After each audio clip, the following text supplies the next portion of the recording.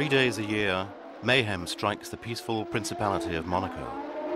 At 200, even 300 kilometers an hour, the mechanical monsters of Formula One thunder through the avenues, boulevards, slopes and tunnels of the town, within reach of a fascinated crowd, for once diverted from the banks, hotels, yachts and casinos by the heady perfume of motor oil, gasoline and scorched rubber. Monaco is the last urban racetrack, a survivor, a tradition, a unique exception. Elsewhere, the circuits are made to measure with high-tech track surfaces, stringent security facilities to keep the public at a safe distance, and vast open spaces for anyone clumsy or foolhardy enough to miss a turn. Monaco has none of these amenities, but despite, or indeed because of that, it is the greatest event on the calendar for motor racing fans the world over. One of the princes of Monaco, 5-time winner Graham Hill, described the circuit, "It's just so easy to get offline. Hitting a curb can make you spin off, and there's nowhere to go. You can end up against a telephone pole, a lamppost, in a hotel, or a nightclub."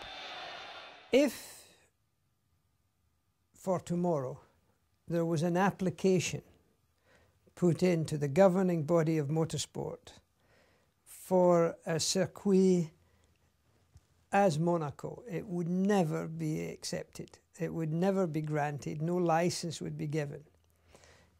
But Monaco is the showroom for Formula One. It represents what Formula One is all about, and it represents motorsport in the best way. The winner in Monaco doesn't score more points than anywhere else, but for one day, he is crowned king of the track, king of Monaco. In my opinion, the most impressive win you can have is the Monaco Grand Prix. Obviously, you could think about Indianapolis, or you might consider Silverstone. But even so, in my view, Monaco is the greatest victory a driver can obtain during his career. Certainly a win there would be superb. It's a legendary place, and there's such a good atmosphere there. And because it's a difficult track, you feel even better about winning there than at the other circuits. Excessive, exuberant, eccentric, Monaco becomes a festive forum of colour and excitement.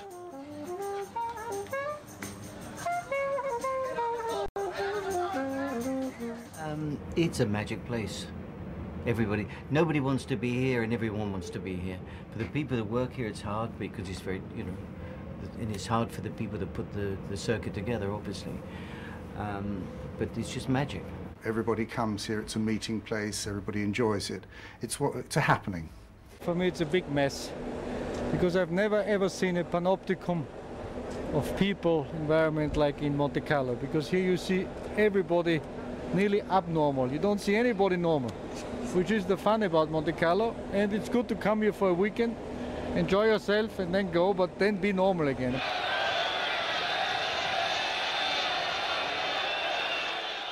At Monaco, you experience a deep personal interaction with the public. You receive the trophy from the prince's family. All of the media are there.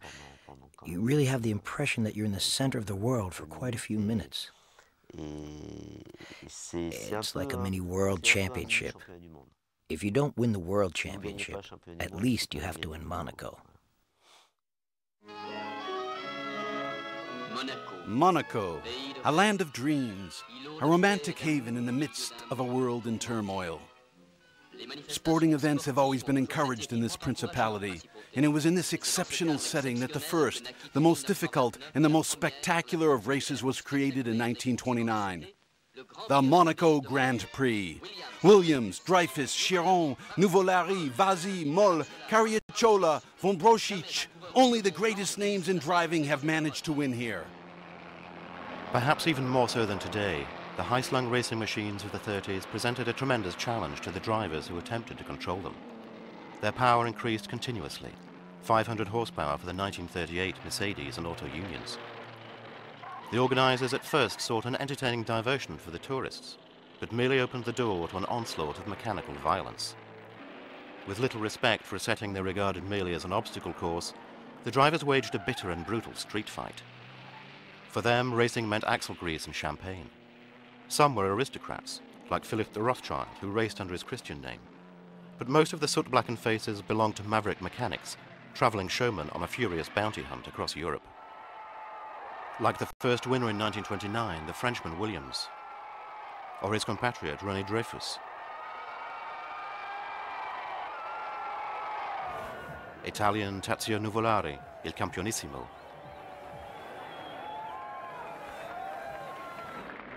Or the Germans, Rudolf Caracciola and Manfred von Brauchitsch.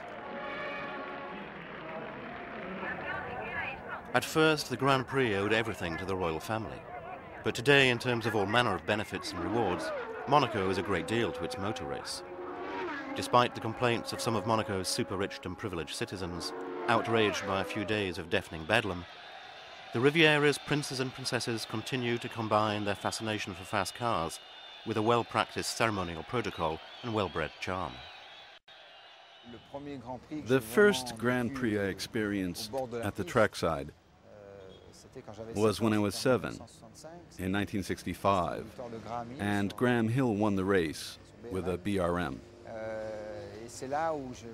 And I took in all the sights and the sounds, although I protected my ears, and the smells, the atmosphere.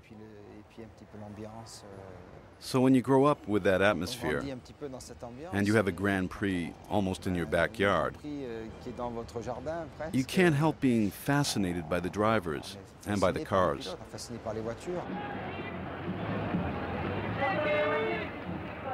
As Jackie Stewart says, Monaco is the blue blood of Formula One. In this real-life land of princes, motorsport comes to fly its own regal colours. A victory in the Grimaldi's realm is synonymous with a sporting knighthood. The hierarchy of talents here is as obvious as the wide range of luxury homes and palaces, and glory is conquered in fractions of a second, daring attacks and audacious risk-taking, exploits that history and legend will retain far more than those accomplished elsewhere. Well, when I first came to Formula One, it was obvious that there was three big things to achieve in Formula One. One was to win your first race, one was to win Monte Carlo, and one was to win the championship. So Monaco was a very important post on the way. Dennis Hulme savours his victory over Graham Hill in 1967. His success rang longer and louder in his native New Zealand than if he had won at Magny-Cours or San Marino. Worthy rivals, no doubt, but not the stuff of dreams down under. If you win this race, then you have the most publicity, so it's a good race to win, because everybody will remember a Monaco winner, because it's one race in the year which is in Monaco. So if you win the most important one from spectator point of view, you've won the best race you can win. For Jackie Stewart, the adventure began one day in 1963. You did very well here last year, didn't you, winning in the other Formula race?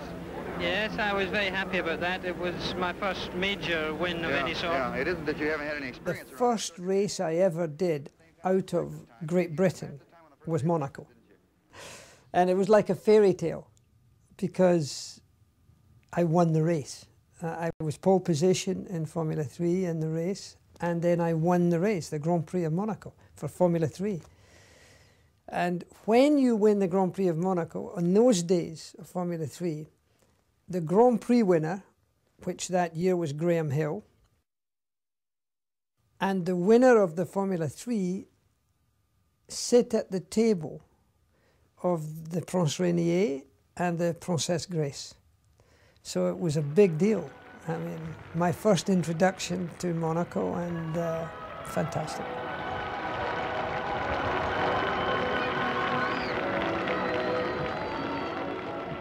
This is Monaco, but it feels like the Promenade des Anglais at carnival time in Nice. With the noise, music and endless advertising, it's as if the Tour de France publicity parade were taking over the track.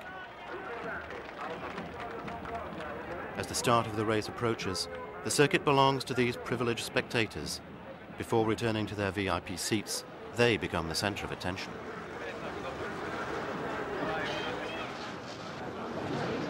The currency in Monaco was terribly important, because everybody who was anybody was there. It was sometimes the same week as the Cannes Film Festival. In the old days, you could see Clark Gable or You could see David Niven, or you could see Peter Sellers, or you could see all of the big names of the movie world. Film directors and actors, so used to play acting and a world of make-believe, watch in awe as the drivers act out a genuine drama on a real-life stage, staking their lives for 2 hours in a story without a script. Only bullfights and motor racing can create such a tangible thrill.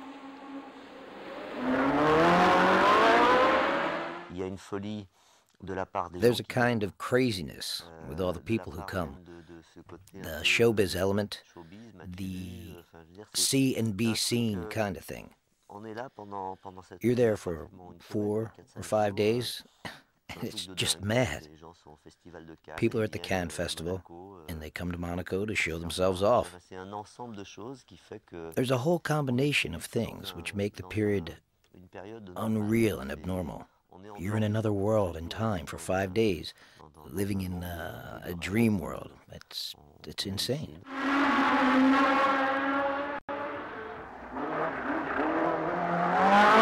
You see all the Ferraris outside here and all the pretty girls in there and the men with the bracelets and that is the atmosphere of this place. You come down here and the girls from the Alibaba would be out here. I mean, you can't now with the wire, but then they were down here and you know you were there maybe the night before, just having fun, and you just wave at them here and you stand on the brakes hard here and then you concentrate on going through the corner as fast as you can. Then when you come out of that corner, because there were people all around, you sort of wave, and it's very intimate. This is the most intimate circuit that I can think of, because this is in the middle of a town where you're going on the road much faster than it's supposed to be, and every time you come round you have some mountain to climb, And the great thing about it is the people up here and all over the place, they're able to appreciate what you're trying to do.